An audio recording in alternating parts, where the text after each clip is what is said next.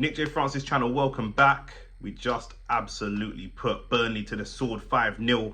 And boy, we are saucing. You know what I'm saying? I said last week, before we played West Ham, that we've been playing free-flowing football and we are scoring 2s, 3s, 4s, 5s, 6s. And we've done it again. We've scored 5 goals or more 3 times in 2024 alone. Now, let's be real. Arsenal against Burnley, pushing for the title, trying to put that pressure on Liverpool. Liverpool went 5 points clear earlier in the day, and then we had to put a little bit of pressure on them, and Liverpool did really well. We're doing our job and putting pressure straight back on them as much as we can. Man City are playing Chelsea tonight. They've got 2 games in hand, so it's a 3-horse race right now. It can go any way, to be honest with you, and I really feel like psychologically this team much prefers, we're seeing it now, looks like they much prefer being the chasers rather than being the chased. Do you know what I'm saying? We don't have that experience of going out and winning league titles in this team. We haven't had that for a long time, and so, you know, we're the hunters rather than the hunted, you know, and I actually think that suits us a lot more. Let's talk about this performance. Let's talk about the goals. Let's talk about everything. I mean, SAKA, what a man. Again, people are talking about, is he world class? Isn't he world class? I don't care how rival fans categorize this guy. It doesn't matter to me. Do you know what I'm saying? What matters to me is he plays very, very well week in, week out at all levels. We're seeing him do it in Europe now. We've seen him do it at the Euros for England. We're seeing him do it in the Premier League. We know he can do it in the Premier League. You know, we've seen the stats already since 2021, since the 2020-2021 season.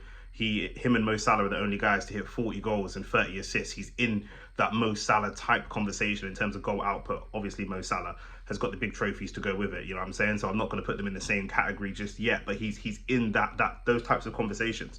Martin Odegaard, you know, back to his best. You know, last year he had a top goal scoring year. We need him to replicate something similar. The goals are starting to fly in, scoring again, taking shots again, gambling a little bit more.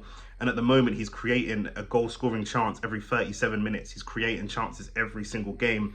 I think he's the 3rd top chance creator after Cesc Fabregas and Mesut Ozil for Arsenal. So he's in that conversation. Is Bukayo Saka the finished product? No. Is Odegaard the finished product? No. But are they in these conversations? Yes, they're part of these conversations. They're close to it. And neither of them are really even at their peak, if we're being honest at the moment. Goal from Bukayo Saka, 2 goals from Bukayo Saka, goal from Kai Havertz, goal from Martin Odegaard, and a goal from Trossard as well, who, you know, Trossard could have had a hat-trick and probably should have had a hat-trick today, to be honest with you. Again, he's got the goals per minute played. You know, Trossard is in that conversation with like a Robin van Persie in terms of output and goals per minute. You know, I think the only reason Leandro Trossard isn't our starting 9 is because in modern football, we have managers that build for the long term, or they have these systems. And if it's just put the ball in the box and let someone get goals, Leandro Trossard should probably be a starting number 9. And actually, this is what we want from players that we sign, to push the starting players and make it difficult and make the manager's job very difficult. And Leandro Trossard is making it very difficult for Gabby Jesus to get back in this team right now, 100%. So the attacking boys did their job, and like I say, Leandro Trossard could have had a hat-trick. That would have made it 7-0, and it could have easily been 7 or 8-0. I'm enjoying the ruthless Arsenal at the moment. You know, go towards the end, we see Reece Nelson having shots, Odegaard still having shots, you know, going for it, really, really going for it. And do you know what that tells me psychologically again? Because with Arsenal, it's so much about psychology. It tells me that this team have a genuine belief that they can go and compete for titles, because they're looking at the goal difference and they're saying, you know what, in years gone by, we'd win 3-0 and we pass the ball about and do flicks and tricks and skills. This team is still going for more goals. That tells me they really believe, they really, really believe that they can go and have a push or potentially win it. They really believe they can, because they're looking at the goal difference and trying to cut that goal difference between Man City and Liverpool down as much as possible and make it go down to the wire. And that's huge for me. You know, when I look at the body language of last season, they didn't look like they believed. They look like there's a chance, but they don't believe. This year, they actually have a lot more belief, and we've had a slow start to the season. If you look at Manchester City, we always say they start slow and then they come back in the second half of the season. We're doing much the same. Liverpool the same. People were saying Liverpool were flopping at the beginning of the season. Now they're 5 points, well, 2 points clear at the top of the table. You know, so it's common for teams like this to you know, we've got an entirely new midfield. It's common for these teams to have a little bit of bedding in time. And I actually think bringing 2 new players, you look at that starting 11 today, you know, there were 3 players in there, Declan Rice, Kai Havertz, Jakub Kiwior, who wouldn't have been starters. Probably, you could throw Leandro Trossard in there as well, who wouldn't have been starters this time last. David Raya as well. There's 5 of that starting 11 that wouldn't have been starters at the beginning of last season. You know, coming into this season now, they're getting to know each other, the way they play a little bit and different things like that, and we're starting to see it click a lot more.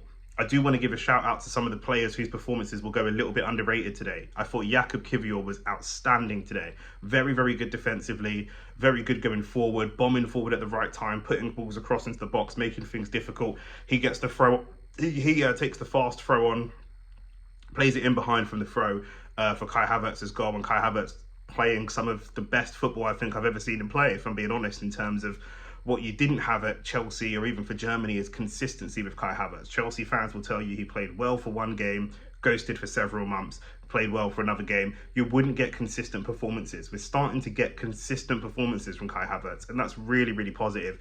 And Jakub Kiwior as well, really positive for him. I thought he was brilliant today. Obviously, it's a bit of an easier game, dominating the ball. Didn't have, you know, so much to do in terms of that defending piece, but the striker for Burnley, I can't remember his name, Fofana, there you go, I've got a website up in front of me, Fofana, you know, credit to him, they're down 4-5-6-0, but he's pushing as hard as he can to try and get a goal right up until the very, very last whistle, and Jakub Kiwior had to deal with him, you know, and he's a fast, tricky player to deal with. I thought Jakub Kiwior did really, really well today. And David Raya as well, again, it's going to go underrated. He made some really important stops. But also one of the things that we're looking at when we look at Raya, one of the areas that he's traditionally been weaker than Aaron Ramsdale is the physical side of the game. He's not as big. He's not necessarily as commanding in his box. He's maybe not as vocal. Better distribution, but not as vocal, not as commanding in the air. So for me to see David Raya, we know Burnley are really going to look at Arsenal and say one of the main ways that they're probably going to score against us is going to be set pieces. So they're going to try and put balls into the box, corners, they're going to put a lot of players up. This is the key area that they're going to go and score. David Raya absolutely shutting it down. He looks way better now, coming for crosses, commanding his box, more vocal, and you can see that the defence trust him a hell of a lot more than they did when he first started. So that's a really, really good evolution. So those are the key players. You know, we had players coming off the bench and coming on late, and it was good to see some of these players get minutes. We had Nketiah come on, Cedric Suarez come on, Reece Nelson came on as well, and Jorginho, and I thought, and Smith Rowe at the end as well. Reece Nelson, Smith Rowe, I think that they are going to be so important for us. I said it before, especially in Europe. I think that we're seeing them come back to, well, seeing Smith Rowe come back to playing some regular football and some regular minutes. He always looks very good and very tidy when he's on. And it's just a case of managing him and not giving him too much too soon. But we know there's a player in there. We saw him the season before last be the most important player for our season. He was the Odegaard of that season. So we know the quality that he has. Reece Nelson running at defenders. We know what he's going to do. Very direct, you know, pushing, and really trying to get goals. And Eddie Nketiah, to be fair, you know, just feeding off scraps at that point because it was a little bit of Ole football and the fans and the players were just enjoying it a little bit at that time. So I can't really judge Nketiah based on what I saw there. But you know, they will get minutes, especially in Europe. You know, we've got to have a lot of fixtures coming up, a bit of a fixture pile up. We've got Porto. I expect these guys to be really important. And we're hearing rumours that Zinchenko, there's no Zinchenko, no Gabriel Jesus, Jurrien Timber coming back, Partey coming back. You know, having these players back for the run-in would be huge. But with some of them, Jurrien Timber, massive injury, obviously taking him out for most of the season. Thomas Partey, always in and out of injury. So for those two players, I really don't want to factor them in too much. I don't want them to be factored into the plans that we have because we don't really know that they're going to definitely be available. Let's see what happens with them. Zinchenko, Jesus, they're very much starters and part of this team, so we know what they can bring and we can kind of adjust and be ready for them to come back in. But I think seeing Trossard scoring goals, seeing Kiwior putting good performances back to back is really important to give the manager confidence that different players can do different things. Now, if Kiwior can do that job really well, could we see Zinchenko play in the midfield? Jorginho is playing good football. He could play potentially European football against a team like Porto, suits him a little bit better. Does that mean Reece Nelson could push up a little bit more?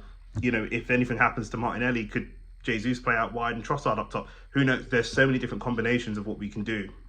And again, 5 goals. We scored 5, we scored 6, we scored 3. You know, we're scoring goals so freely.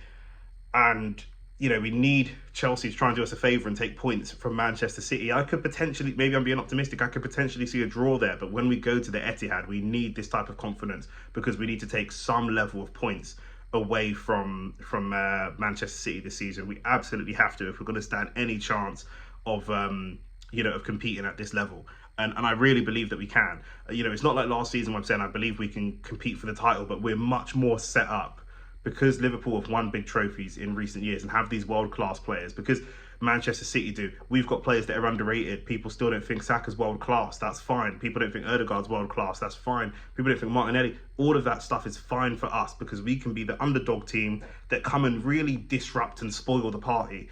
And that suits us. With a young manager and a young team, that suits us way more than going in with the expectation that you're a big club and you should be winning these big trophies. So both in the Champions League, when we start playing, no disrespect to Porto, but if we can get through them and we start playing bigger teams like a Real Madrid or these types of teams, Bayern Munich and whatever, if we can go in and start playing these types of teams, going in with the mentality that we're going to upset the apple cart is much better for us than going in with the expectation which we might have had in seasons past. But today I thought was absolutely brilliant performance. Can't really fault anybody in that performance today. There are no negatives for me. If we just keep doing this over and over again, work on the little fine margins, little bits of finishing, etc., we can keep blowing teams away 4-5-6-0 week in, week out. And then we should be really confident going into a Manchester City game, going into a Liverpool game. What Manchester City haven't seen from us in recent years is us going there and being confident. We always go there and look a little shy, a little nervous. But actually, what happens if a fully confident, raring to go Arsenal team come, fully fit squad, that's scoring 4s, 5s and 6s? Let's see what happens. Peace.